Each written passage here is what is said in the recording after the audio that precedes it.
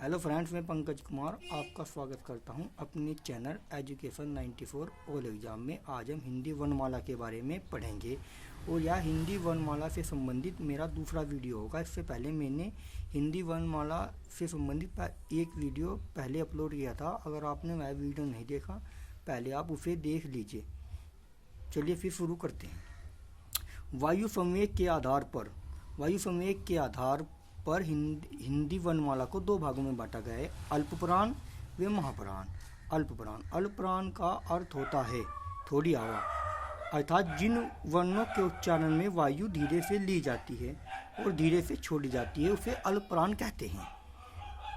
हिंदी वर्णमाला में 5 वर्ग होते हैं, क वर्ग, च वर्ग, ट वर्ग और प वर्ग। अल्पप्राण के अंतर्गत प्रत्येक वर्ग का पहला, तीसरा और पांचवा वर्ण अल्पप्राण होता है। जैसे क, च, ट, त, प सभी वर्गों के पहला वर्ण है तथा ग, ज, ड, द, ब सभी वर्ग का तीसरा वर्ण है और ड, अ, अण, न और म सभी वर्गों का पांचवा वर्ण है। जैसे ऊपर बताया गया है कि प्रत्येक वर्ग का पहला, तीसरा और पांचवा वर्ण अल्पप्राण होता है। तो क, ग, ड ये सभी अल्पप्राण हैं तथा अंत्यस्थ व्यंजन य, र, ल, व भी अल्पप्राण के अंतर्गत ही आते हैं। महाप्राण जिन वर्णों के उच्चारण में वायु तेजी से ली जाती है तथा तेजी से छोड़ी जाती है, उन्हें महाप्राण कहते हैं।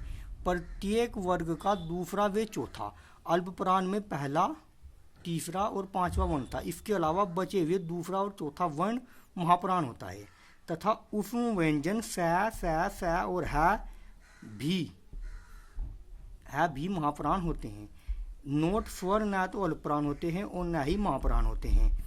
प्रत्येक वर्ग के दूसरे ख, च, ठ, थ, फ तथा घ, झ, ढ, ध, भ ये सभी महाप्राण हैं।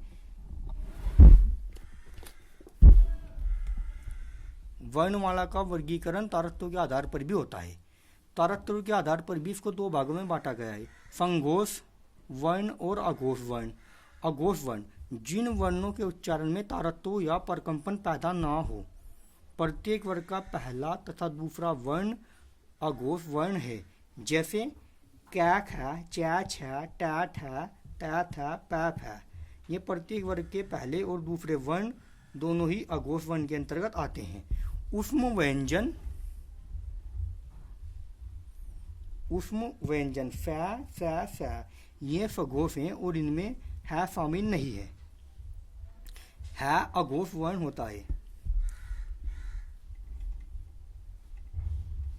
सघोष वर्ण जिन वर्णों के उच्चारण में तारतम्य या परकंपन पैदा हो। प्रत्येक वर्ग का तीसरा, चौथा और पांचवा वर्ण सघोष होता है। जैसे ग, ज, ड, द, ब, घ, झ, ढ, ध, भ, अंग्या, अय्या, अण, न और म ये सभी सघोष या घोष वर्ण हैं।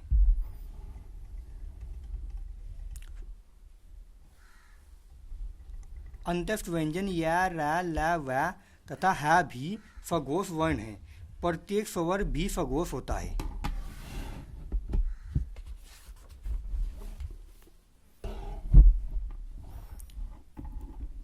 इसके बाद हम देखते हैं स्वरों के कुछ अन्य वर्गीकरण। जैसे अग्र स्वर किसे कहते हैं? छोटी ई, बड़ी ई, ए, आई को अग्र स्वर कहा जाता है।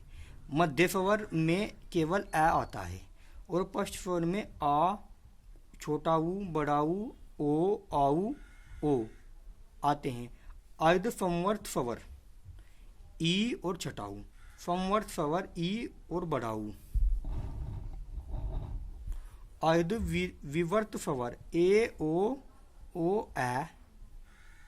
विवर्त स्वर ए, आई, ओ। विवर्त का मतलब होता है खुला हुआ। आगत स्वर ओ अंग्रेजी भाषा से। अर्ध स्वर या और वह हैं। अर्ध स्वर या तथा वह के बारे में पिछले साल यूपीएसआई के एग्जाम में पूछा गया था। लुंठित व्यंजन र और पार्श्विक व्यंजन ल है। काकल्य या स्वर यंत्रमुखी स्वर है होता है, यह मोस्ट इम्पोर्टेंट स्वर है। वातस्य वर्ण दांत, वातस्य का अर्थ होता है दांत का निचला भाग। दांत के निचले भाग की सहायता से जिन वर्णों को बोला जाता है उन्हें वातस्य वर्ण कहते हैं। जैसे ज, ल, र, स को दांत के निचले भाग की सहायता से बोला जाता है। स्पर्श संघर्षी वर्ण च, छ, ज और झ संघर्षी वर्ण स हैं। तो फ्रेंड्स, आज के वीडियो में सिर्फ इतना ही। अगर आपको वीडियो अच्छा लगे तो आप इसे लाइक, शेयर और हमारे चैनल को सब्सक्राइब जरूर करें। धन्यवाद।